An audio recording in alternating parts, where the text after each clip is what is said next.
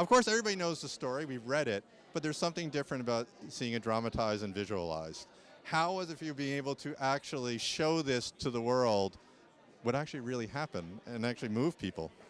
I am a writer myself, and I always say that art has the ability to knock down people's walls and create empathy machines and shape culture. So the fact that this film was being made, got made, included survivors in the process, I felt it was such a bastion of hope for how we can do things moving forward. And I think Rebecca did a beautiful job of being very honest, telling a really honest story, but including all of the complication and the empathy that's required when talking about the process of a survivor going on the record.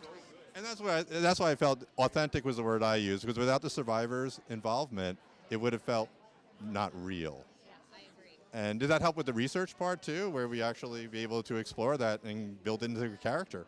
Yeah, I think so. You know, I actually run an organization called Hire Survivors Hollywood, and our whole aim is to ensure that people who come forward about abuse are not pushed out of the industry. And it unfortunately happens a lot, but part of that is making sure that when survivor stories are being told, that they are included in the process. And it does, it creates that authenticity that you speak about. So I think people responded to that. I had strangers reach out to me on social media and tell me how seen they felt by the film.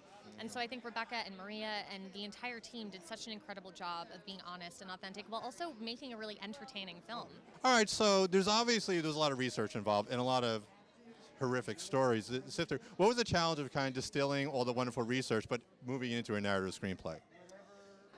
Well, initially I worked without the book. They were writing the book whilst I was writing the screenplay for about 8 weeks. So I was kind of free fall, but I'd met the journalists and I had a lot of information and the article. And my concern was to make it very much from their point of view and to keep it incredibly female. So I was putting away swathes of material that didn't serve that, and to keep it as a very authentic story, to keep true to it. We were pretty accurate. We took about 2% artistic license. Well, and given that you're dealing with survivors with a painful thing, it must be really important to make sure there's accurate for them.